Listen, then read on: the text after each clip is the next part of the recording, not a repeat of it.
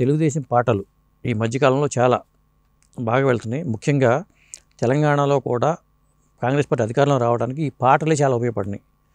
మీరేమో తెలుగుదేశం పార్టీలో తెర వెనుక ఉండి ఒక మంచి మంచి అద్భుతమైన పాటలు జనంలోకి చొచ్చుకుపోయేలా చేస్తున్నారు. అంటే ఎందుకు మీరు ఈ ప్రయాణం ప్రారంభించారు? అంటే ఇప్పుడు జనరల్గా ఒక పాట అనేది ఎంత ప్రభావితం చేపిస్తుంది అంటే, ఒక మీటింగ్ పెట్టామనుకోండి సార్, ఒక 5 కోట్లు ఖర్చు అవుతుంది. ఈ యొక్క 5 కోట్లు ఖర్చు అయినప్పుడు 5 లక్షల మంది జనాల్ని మనం పోగేయగలుగుతాము. ఆ నాయకులు రావటం కానీ, వీళ్ళ ట్రాన్స్పోర్టేషన్ కానీ ఇవన్నీ కలిపి అంతా అయిపోయేసరికి, మీటింగ్ 2 గంటలు అయిపోయేసరికి 10 కోట్ల ఖర్చు జరుగుతుంది.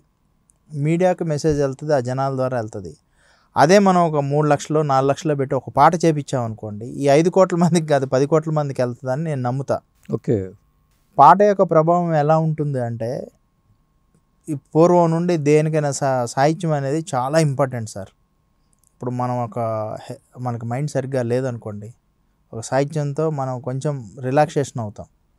మన కంటెంట్ ఏదన్నా చెప్పాలి అనుకున్నా కానీ పాట రూపంలో చెప్తే ఈజీగా కన్వే అవుతుంది. సో ఇప్పుడున్న పరిస్థితుల్లో నేను స్వతహాగా 2000 నుండి తెలుగుదేశం అభిమాని. ఓకే. మెంబర్షిప్ అనేది కంటిన్యూ అవుతూ ఉంటుంది. తెలంగాణ, ఖమ్మం జిల్లా, మదిరండి. ఓకే. మేము జనరల్గా చిన్నప్పుడు ఆడుకునేటప్పుడు మా ఇంటి దగ్గర డాక్టర్ రామనాథం గారు అని ఫస్ట్ 50 ఏళ్ళ నుండి ఇప్పటికీ కూడా ఆయన డాక్టర్ సేవలు అందిస్తూ కూడా తెలుగుదేశం పార్టీకి ఎన్టీఆర్ గారి అభిమానిగా, ఇప్పుడు తెలుగుదేశం పార్టీ తెలంగాణ రాష్ట్ర ఉపాధ్యక్షులుగా ఉన్నారు. అంతకుముందు 83లో ఎన్టీఆర్ గారి పెళ్లిలో ఎమ్మెల్యేగా కంటెస్ట్ చేశారు. అప్పుడు చిన్నప్పుడు గోళీలు ఆడుకునే టైంలో పసుపు జెండా చూశాను నేను. ఓకే. కొంచెం అలా ఆకర్షితులై 2000లో అసలు బేసిక్గా నేను తెలుగుదేశం అభిమానిగా మారటానికి కారణం ఏంటంటే, గుజరాత్లో మా బావగారు రిలయన్స్లో పనిచేసేవాళ్ళు. అక్కడ ఉన్నప్పుడు ఏమైందంటే, ధీరుభాయ్ అంబానీ అప్పుడు లాస్ట్ స్టేజ్, ఫిజికల్లీ పెరాలసిస్ వచ్చి లెఫ్ట్ హ్యాండ్ రైట్ హ్యాండ్ ఈ 2 పని చేయనప్పుడు కూడా అప్పుడు అక్కడ ఆర్పిఎల్ జామ్నగర్లో రిలయన్స్ పెట్రోల్ కెమికల్ పెట్టాడు. అక్కడ దేశంలో ఉన్న ఇండస్ట్రీలను మొత్తం అక్కడ పిలిచేసి ఒక పార్టీ ఇచ్చి గెట్ టుగెదర్ చేస్తున్నప్పుడు చీఫ్ గెస్ట్గా ఒకరిని పిలిచారు. ఎవరు వస్తున్నారో గెస్ట్ అని వెయిట్ చేస్తున్నాం. అప్పుడు దాకా కూడా నాకు ఎవరు వస్తున్నారో లే అని చెప్పేసి ఆ టీవీలో లైవ్ ఇచ్చారు. చూస్తుంటే ఈ 1000 మంది ఇండస్ట్రియలిస్టులు అందరూ కూడా వెయిట్ చేస్తున్నారు. ఈవెన్ దో అక్కడికి అసలు కెమెరా ఫోకస్ కూడా ఇండస్ట్రీలో అప్పుడు దాకా మీటింగ్, కల్చరల్ ప్రోగ్రామ్ ఇవన్నీ జరుగుతుంది. మేము అందరం చూస్తుంటే ఒక డాష్లోకి ఎంట్రీ అయ్యారు 2 వ్యక్తులు. ఒకళ్ళు అప్పట్లో central minister BJP Pramod Mahajan, 2 Chandrababu Naidu garu. Okay.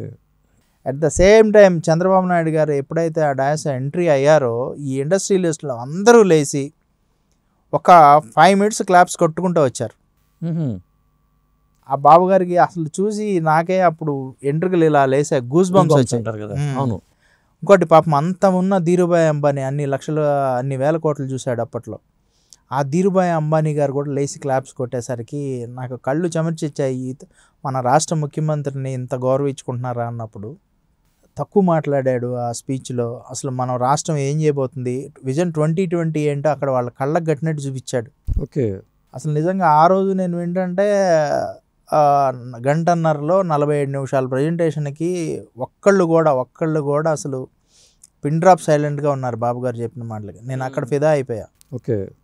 నిజంగా విజన్ 2020 అని చెప్పాడు కానీ విజన్ 2040 లాగా ఉంది ఇప్పుడు హైదరాబాద్. ఇక అప్పటి నుండే మైండ్లో మెదిలింది.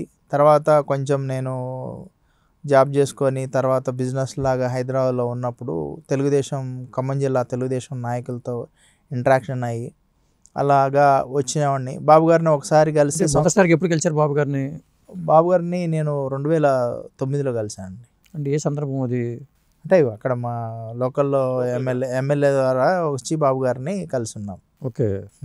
కలవటం అంటే ఏం లేదు, బాబు గారిని కలిసి ఒక ఫోటో ఉందా అదే గొప్ప. ఎవరికైనా చంద్రబాబు నాయుడు గారిని కలవటం అంటే ఒక ఫోటో దిగటం అంటే గొప్ప, అంతే. తర్వాత మళ్ళీ ఒక్కసారి 2009లో తుమ్మల నాగేశ్వర గారు అప్పుడు తెలుగుదేశం ఉన్నారు, ఎమ్మెల్యేగా ఉన్నారు. వాళ్ళ తమ్ముడు చనిపోయినప్పుడు ఫిల్మ్నార్లోనే వాళ్ళ ఇంటికి వచ్చినప్పుడు అక్కడ కలిశాను. అప్పుడు సో అండ్ సో సుధీర్ అని చెప్పారు. అప్పుడు వెళ్ళమ్మకి ఒక మాట, అంతే. అలాగా మెమరీ ఉండిపోయేది. ఓకే. మళ్ళీ 4-5 ఏళ్ళ తర్వాత ఒకసారి అట్లా